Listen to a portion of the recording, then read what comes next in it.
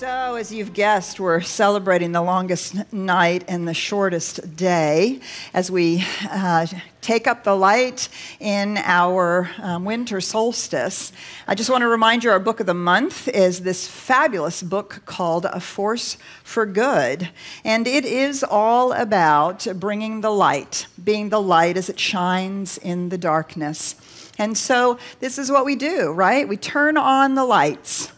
And we seek to bring the light into the darkness. And one of the things that we know is that when we turn on the light, much is revealed, is it not? And the darkness can't fight back. And yet this is not how we normally take up this time of the winter solstice. In the winter solstice, we often talk about the battle of light and dark.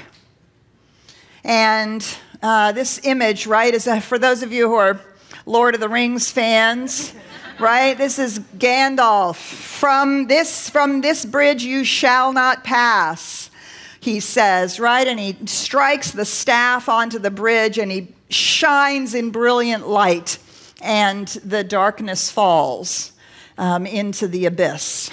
And in speaking those words, he has brought the light fully into existence in that moment. And so this is often how we think about. This is the Judeo-Christian heritage. This is the heritage of the hero's journey. We all want to be on the hero's journey, don't we? We want to be that hero in our own lives. And our spiritual faith walk and metaphysics and a positive attitude and all the things that we talk about is to find that heroic place within ourselves that does not become frightened of the dark, doesn't become overcome by the dark, but is willing to strongly and powerfully stand in that place. Right, and do battle with that which we perceive of as darkness. Now, we all know this version of doing battle with the darkness. This is Luke, of course. He's traveling with Yoda, and where's Yoda just about ready to take him? Right, we know he's going to have to go in and he's going to have to confront his arch nemesis. He's in his training grounds. He goes in there. He does battle with Darth Vader, and ultimately Darth Vader falls and he slices open the helmet, and what does he see? Himself. Right. So this is another way in which we take up the hero's journey. We take up this notion that instead of actually doing battle out there with the darkness, that what we're really doing is we're doing battle with ourselves, with our own darkness, our own false beliefs, our own demons, our addictions. In the Eastern tradition, we're doing battle with our ego. And that when we look into the world and we see evil out there, we see darkness, that really what we're seeing is simply a projection of ourselves. And so if we want to go on a hero's journey from this point of view, right, it isn't that we're doing battle out there, it's that we're shining the light in here.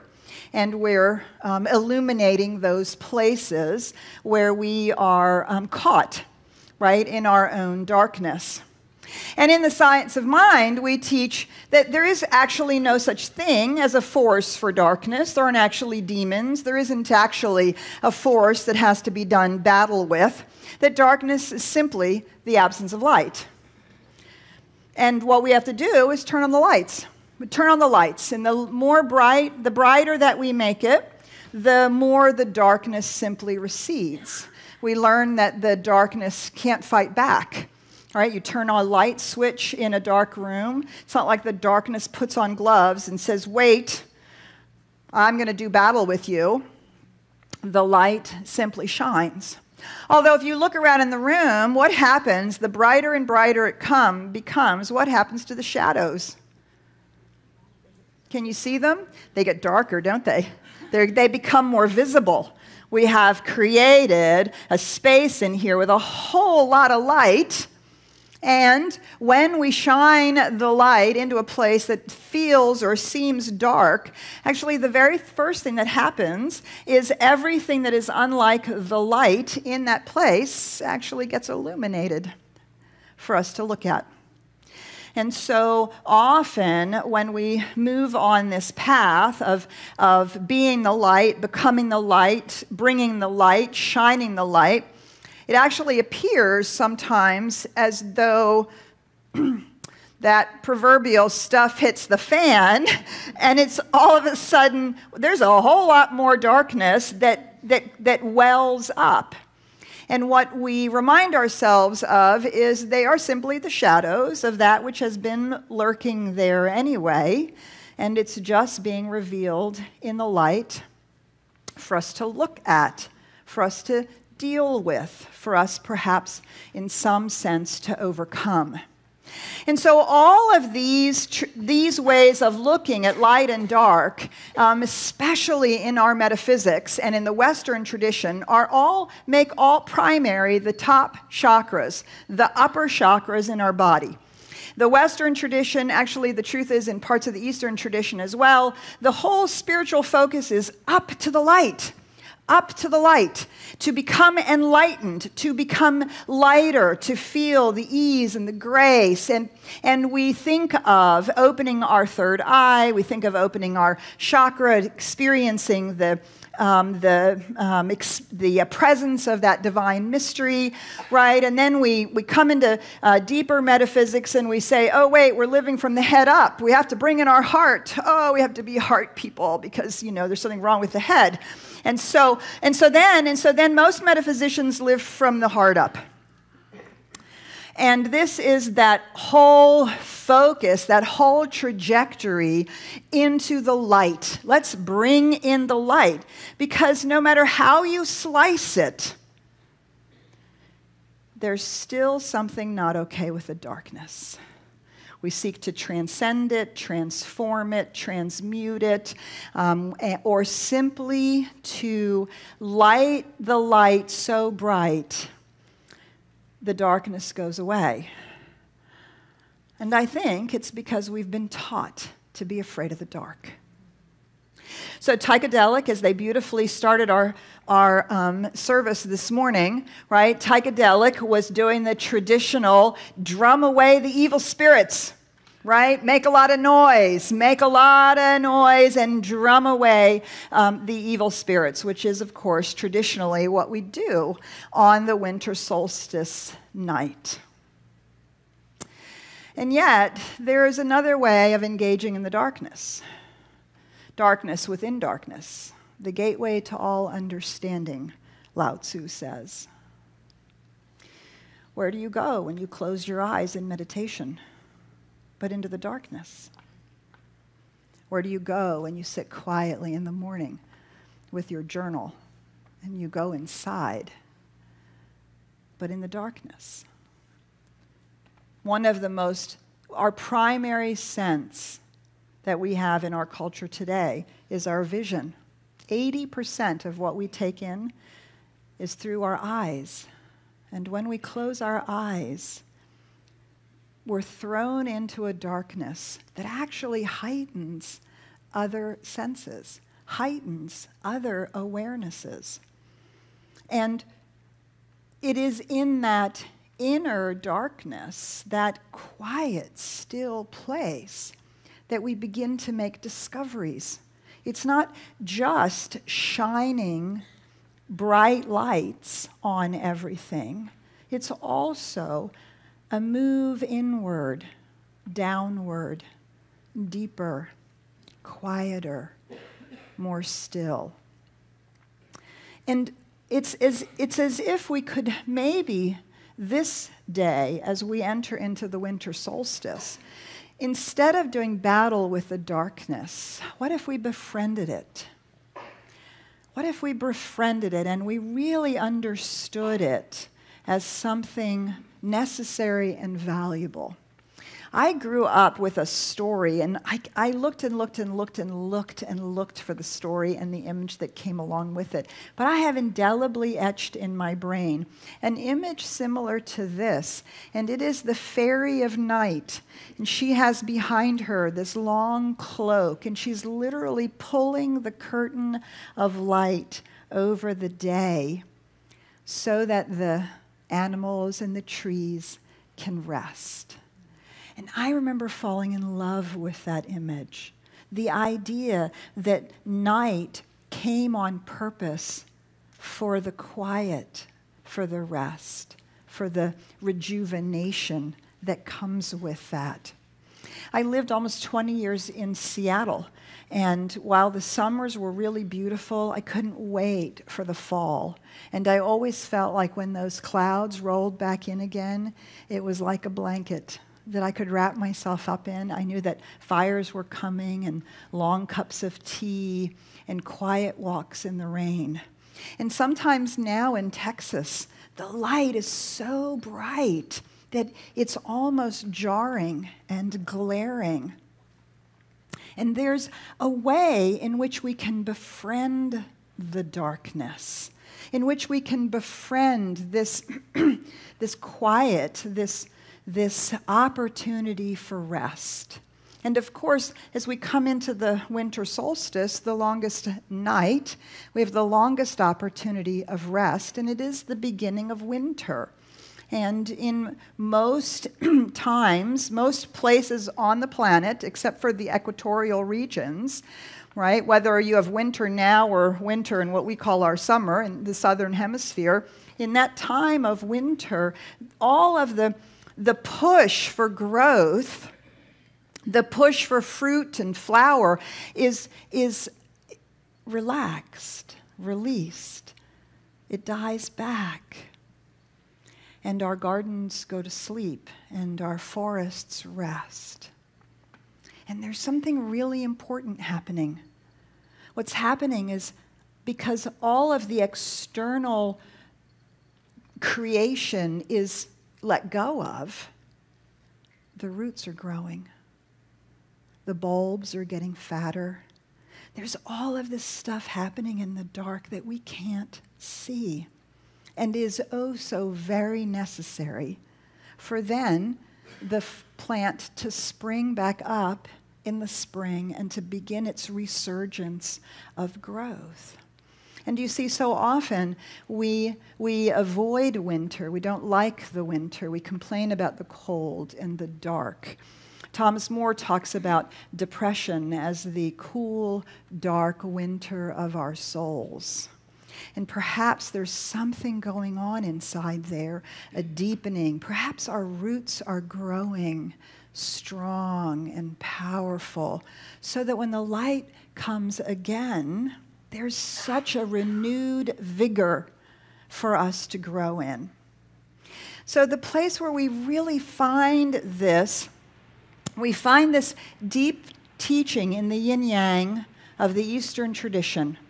That you'll notice that in the yin-yang symbol, there's no battle here. You can actually see that within the cool dark, the red of light is emerging. And within the red, the bright light, the cool dark is emerging. And they're constantly emerging from each other. And the yin-yang is a complement. It's a complementary system, understanding the human experience and the physical nature of life, that there are seasons and cycles and turnings, and that we need these turnings, and we need the quiet and the darkness. This is particularly taught in our indigenous and in the goddess traditions. In the goddess traditions, we have the notion of the womb of nature. And in the womb of nature, it's verdant and fertile. It's also dark and messy and organic and unfolding. There's no linear understanding of a step-by-step process here. There's no clarity. There's no clear directionality and purpose. There is instead a growing unleashing of life itself. And this creative womb of nature is, we find it in the void, the pregnant void from which all things spring in Hinduism. We find this in the soul of science of mind, in that receptive, fertile ground of the mind which receives the impress of thought. And something happens, something mysterious and something unknown that's happening that we can't always see. But we actually have to be willing to let that seed drop in the soil and do what it needs to do. Now, we ourselves can go into the cave, we can go into that place of quiet and darkness. In Seattle, I used to go to the sweat lodges for 3 and 4 hours at a time. We would go into the darkness. And in that darkness, we would sit and be healed and be cleansed and find our quiet, our stillness, our center. And so I invite you now to join me in the cave, to become still, to become quiet,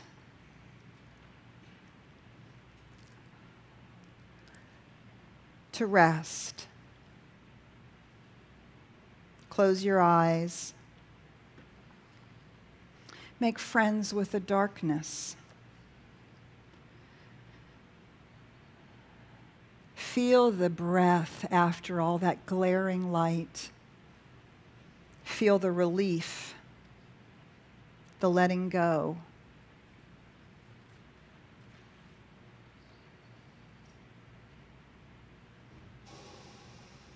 And just be in the darkness.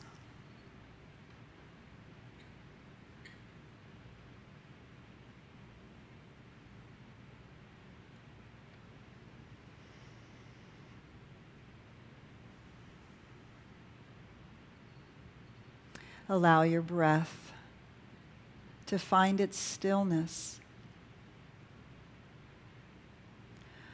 Wrap yourself in the soothing quiet.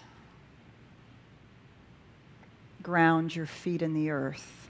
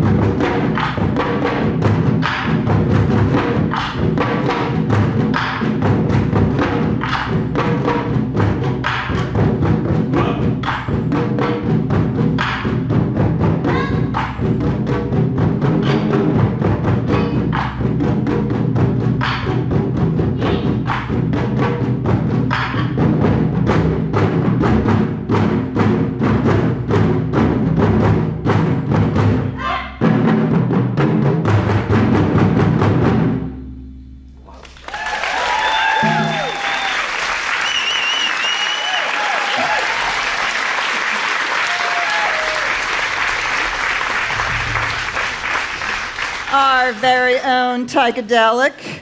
Yes, drumming us back into, and could you feel the power of the drums, right? Okay, there's nothing light and fluffy about that. Not one thing light and fluffy about that. And so when we think about this move, this befriending of the darkness, what we're doing, do you see, is we're accessing the rest of us. We're bringing all of us into alignment. We're accessing our lower 3 chakras. And we in New Thought, we are not always sure we're comfortable with that. We don't like the word power. And yet, this is our place of power, the ability to drum those drums with that kind of vigor and conviction. Our creativity, our sexuality, our sensuality, that place where life is birthing itself through us. And the root chakra, where we're engaged with the raw power of the universe itself. Oh, not all light and fluffy and beautiful, but dark and rich and fertile and powerful. And so when we befriend the darkness, do you see, we make friends with all of that. We make friends with the human experience. We make friends with the human condition. We make friends with the manifest body of God. Because remember, in the science of mind, we're not trying to transcend life. We're not trying to get over being stuck in a human body. We don't think this is an accident or that it's something that we're trying to be released from. Do you see, this is the way the universe is experiencing and expressing itself. So there's this wonderful phrase here that I found, this beautiful prayer from the Mother traditions. Divine Mother of all life, please take me to that place deep within your womb where I can know nothing and be reborn anew. And be reborn anew. Do you see, when we're not afraid of the darkness, when we're not afraid of that, we can let it be exactly and precisely what it is. A womb into which we are invited that we may truly get a hold of our own personal power, the truth of who we are at the deepest sense of our being, human and divine, light and dark, the upper enlightened chakras and the lower chakras of life itself in the world, in the manifest body of God. And then we make friends, and we don't have to do battle with the darkness. We allow it to be the gift that it is. And so I want to close with this reading that I found. I wanted to gift it with you today, to you today, so you actually received it as you came walking in. And if you didn't, you can certainly get it as you walk back out again. But I just invite you to just allow this to be our closing prayer. You can read along, or you can just allow my words to guide you if you choose. The candles and holiday lights twinkling inside and outside our homes are often genuinely beautiful, gentle, soft lights that coexist in harmony with the darkness. But can we become deeply aware that what made those lights so very lovely was the black drop of the night that surrounded them? Can we allow ourselves to be enfolded by the benevolence of that night?